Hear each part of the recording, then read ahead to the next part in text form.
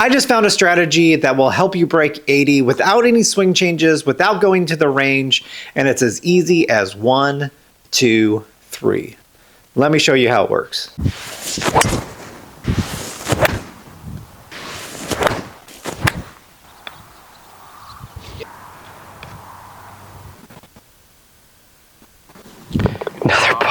Another bar. All right, I'm back, and it is the next day, and spoilers, I broke 40. And what you need to know about this strategy to break 80 is fairly simple. The first thing is pretty obvious. You need a 79 to break 80. What is not so obvious is that you can break up your holes into 9-hole increments. So the first 9 and the last 9. And one of those 9s you have to break 40, and the other one you can shoot even 40, and you have a 79. Now the question is how do you break that 40? And the 3 easy steps that I found was this. 1, you find the 3 hardest handicap holes, and those are your bogey holes. A bogey, you're great. A par is like a birdie on those holes. The second thing that you need to realize is you just need to par out. So no hero shots, no letting your ego get in the way. And spoilers, I let my ego get in the way once and it wasn't a great result. And the last thing is we do not need birdies. You do not go birdie hunting. If you start to go birdie hunting, you will start to mess up. I'm going to show you my round, but in a different order than what I played. Since we want to start with our hardest holes, we're going to start with our hardest holes on the course. The hardest hole on the course is hole number 7. And the reason why it's hard because it's long and then there's out of bounds right. So right here, I'm thinking I'm going to hit this in the fairway, and I'm not going to try very hard for anything else. I'm not trying to get there in 2, so distance doesn't matter. And I hit this beautiful drive right down the middle. Yeah, right where I was aiming. Kind of short, a little spinny, but... And that's fine. There's no problem with that. It's in the fairway. And then I got this approach shot that I know that I'm probably not going to get there, but I just want to get it close. I bladed it out to the right, but... And there's nothing wrong with that because, again, this is a bogey hole. Just short. Yeah, oh, I think it's just short, but close. So I'm looking for just a chip and a putt here for par that will feel like a birdie. And if I don't do that and get bogey, that is fine because this is my bogey hole. I have a pretty nice chip here. Come on. To make it for a par that feels like a birdie. So hole number 4 is our second bogey hole, and it's not super long. It's just out of bounds right where a lot of people will slice it. And there's a nasty water hazard in front of the green, but I hit this driver really well. And I have a really decent approach shot here that will leave me about 40 feet for birdie. Yeah, thank you. Another green and reg.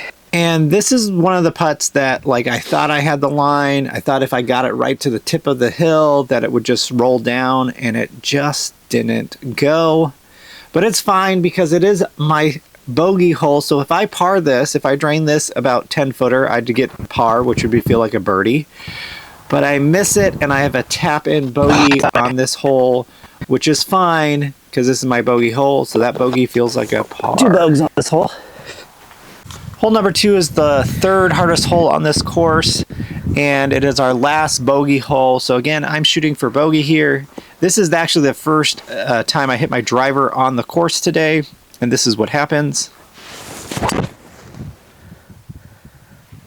I hooked it into the left there. In the bunker right there, I think. It'll be fine. And I'm not going for a hero shot here. I'm just trying to hit it as laterally with a clear shot so I have a clear shot into the green because, again, 156 to the front. This is a bogey hole. 7. And I'm picking a club here that will probably get me there if I hit it good. And I didn't hit it great. I still get on the green. I think I'm on the green. Just on the front. Here I'm thinking 2 putts, 3 putts fine because it's a bogey hole, but I'm just trying to get it close. Yeah, well, these greens are usually pretty slow, but I don't think they're ever that slow. And so if I can lag this up for a tap and par, it's going to feel like a birdie. And that's what I do, is I lag it up for a tap-in par that feels like a birdie. Hole number 6 is going to show you how to not let ego get in your way. This is probably the best driver I've hit on this hole ever. And as you can see, I'm kind of feeling myself today, and I make a decision here that's probably not the greatest. I'm gonna hit a 6. I mean, this could get me in trouble. I have to hit this over water, so I'm thinking I gotta make it, and this is a par 5, so I'm like trying to get it on the green for eagle. Oh. And this is what happens when you try too much. Like, you make mistakes, and this mistake could have been a lot worse. That top definitely deserves a like, so please go down, click that like button, comment down below if you've ever had a top that bad. Let's move on. It's exactly what I want to do. That's the top layup. Well, look at this perfect layup I did totally on purpose. But after that, I decided to play a little bit more conservatively. I aimed for the center of the green here.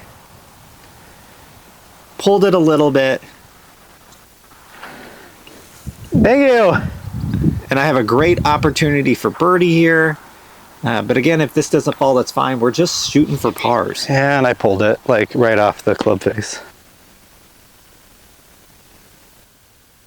Hole number 3 is going to demonstrate on how important your short game is, because sometimes golf throws you some curveballs that is not even your fault.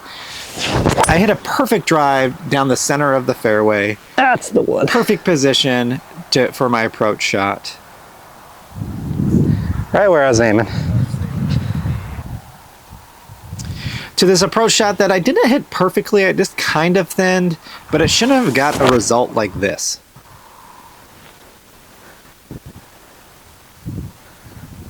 What did that hit? Did you see that? It took off. It's off the back. But I'm going to take my time here, and I just line up my shot and hit a great chip shot on the green. It's a good shot. To allow me to have an opportunity for par. And this is one of many par saves today that I did with an up and down. Another par. Another par. Hole number 1 is one of the easier holes, and I decided to hit an iron off the tee because you only need 195. And I topped it, and if you top it like that, I think that deserves a like.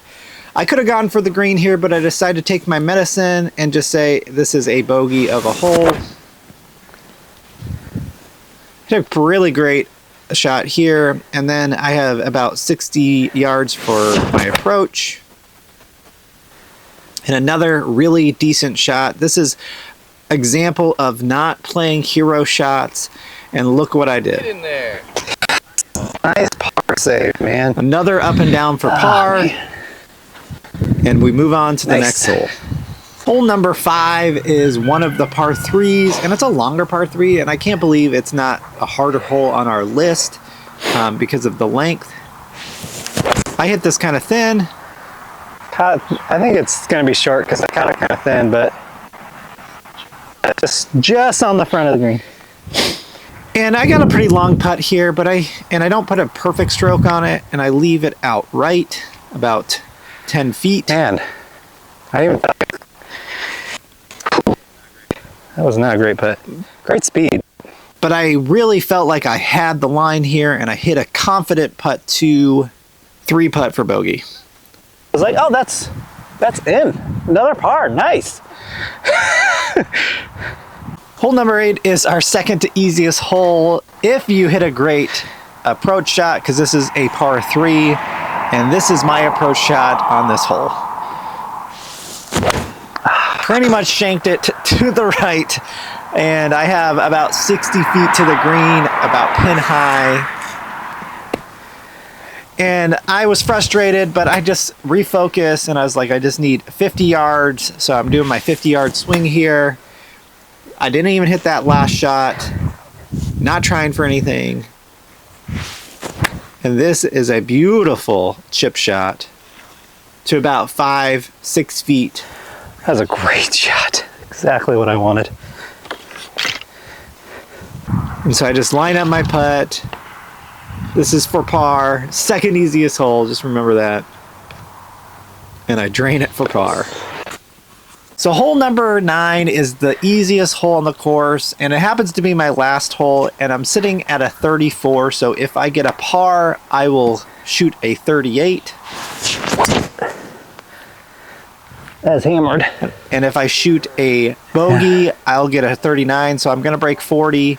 I hammered that, and I'm about 15 feet from the front of the green, but this is a tale of it's not how you drive, it's how you arrive.